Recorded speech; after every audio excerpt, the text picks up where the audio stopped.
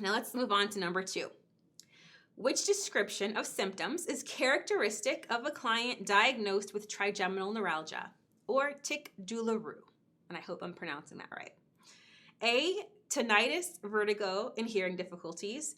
B, sudden stabbing, severe pain over the lip and chin. C, unilateral facial weakness and paralysis. And D, difficulty in talking, chewing, and swallowing. So we've got our 3-step reminder, right? We know the question's just asking us for symptoms. We're just looking for symptoms.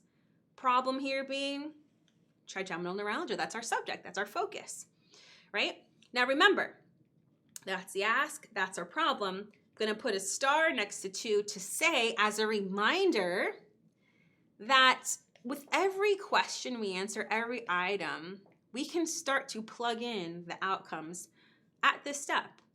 Meaning once you identified what the point, the subject, the scenario, the situation is, right? We can start to think about, well, what is that? What do I know about that? And what do I expect with this, right? So right now you could be thinking to yourself, trigeminal neuralgia, I remember that. I know what that is.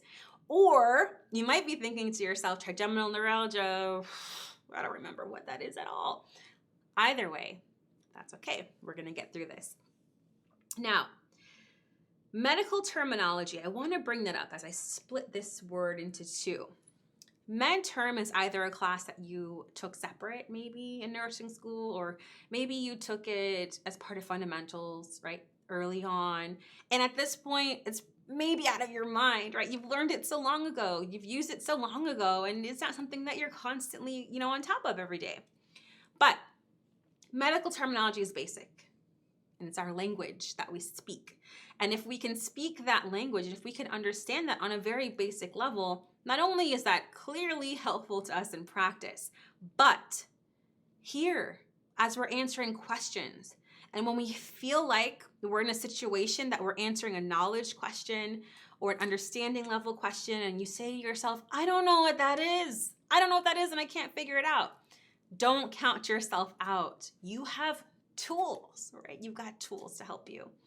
So trigeminal, let's pretend this question, but we have no idea what this is. Let's try that technique. We can say, well, I remember that word, right? Because I bet all of us might be sitting here and saying, oh, I remember trigeminal. I remember that word. It's something to do with something, right? Same thing with neuralgia. But I want to show you something real basic. So neuralgia.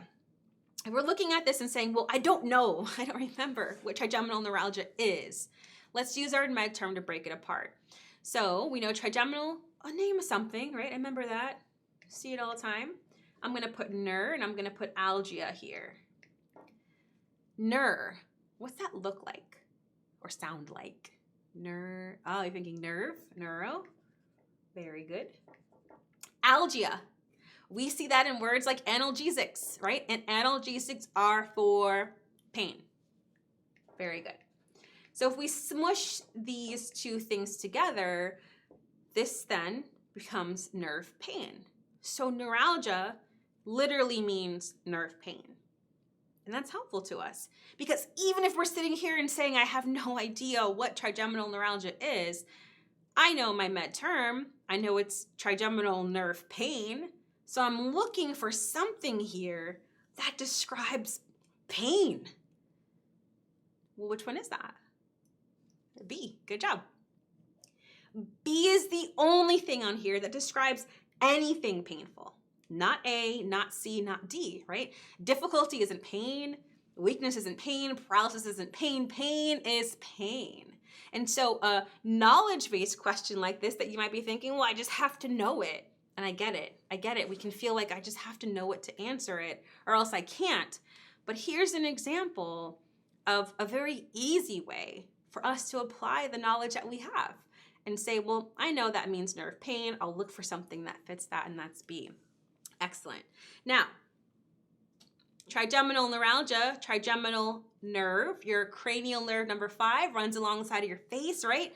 And it splits up and ends where our mouth and where our chin is. And so in saying that, that's where the client will feel that trigeminal neuralgia pain. If we look at our other options, just real quick, just want to make sure we do a little gut check on our knowledge, right? These are all describing different neuro disorders. A is describing something, C is describing something, and D is describing something. And I want to make sure that we're looking at that and we're taking the time to think through those. So tinnitus, vertigo, hearing difficulties. What is that? And I'm going to write this here so you know what I'm doing. Outcomes. Anytime we're dissecting through our options like this, we're looking for outcomes. This is how we can decide and determine the appropriate solution. So tinnitus, ringing in the ears, vertigo, dizzy, right? Ooh, like that. Hearing difficulties. I can't hear. What is that? That's Meniere's disease. What about C? Unilateral facial weakness and paralysis. So one side of the face, weak, paralyzed, would be drooping. What do we call that? The face now, not the whole body. What do we call that? Ah, Bell's palsy. Good job. And D, difficulty in talking, chewing, and swallowing. What's the name of that? Difficulty talking, chewing, and swallowing. What's the term we use to describe that? Dysphagia. Good job. So to show you this as well is just a reminder to make sure that we are definitely not reading to answer. Just read answer, read answer, read answer. No. We're reading to apply, right? To make sure that we're taking what we know and what we understand and apply it to the scenarios, and we're not just racing through trying to find something that sounds good, okay? Good job there.